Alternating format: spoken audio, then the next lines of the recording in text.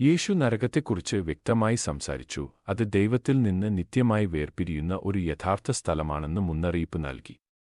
കരച്ചിലും പല്ലുകടിയും ഉള്ള പുറത്തെ ഇരുട്ട് എന്നാണ് അദ്ദേഹം അതിനെ വിശേഷിപ്പിച്ചത്. പിശാചിനും അവന്റെ ദൂതന്മാർക്കും വേണ്ടി ഒരുക്കിയ സ്ഥലം എന്ന് അദ്ദേഹം അതിനെ ഒരു തീച്ചൂള എന്നും കെടാത്ത തീ എന്നും വിളിച്ചു.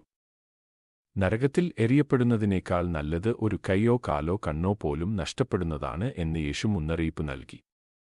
പ്രത്യാശയില്ലാതെ ഭയപ്പെടുത്തുക എന്നതല്ല, മറിച്ച് മാനസാന്തരത്തിലേക്കും വിശ്വാസത്തിലേക്കും ഹൃദയങ്ങളെ ഉണർത്തുക എന്നതായിരുന്നു അദ്ദേഹത്തിന്റെ പഠിപ്പിക്കൽ.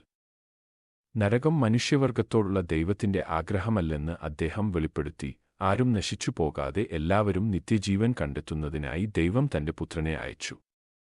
തന്നിലുള്ള വിശ്വാസം ശിക്ഷാവിധിയിൽ നിന്ന് രക്ഷിക്കുന്നുവെന്ന് യേശു പഠിപ്പിച്ചു, എന്നാൽ അവനെ നിരസിക്കുന്നത് നിത്യനരകത്തിൽ നയിക്കുന്നു. യേശു എല്ലാവരെയും മാനസാന്തരപ്പെടാനും തന്നിൽ വിശ്വസിക്കാനും നിത്യജീവൻ പ്രാപിക്കാനും വിളിക്കുന്നു.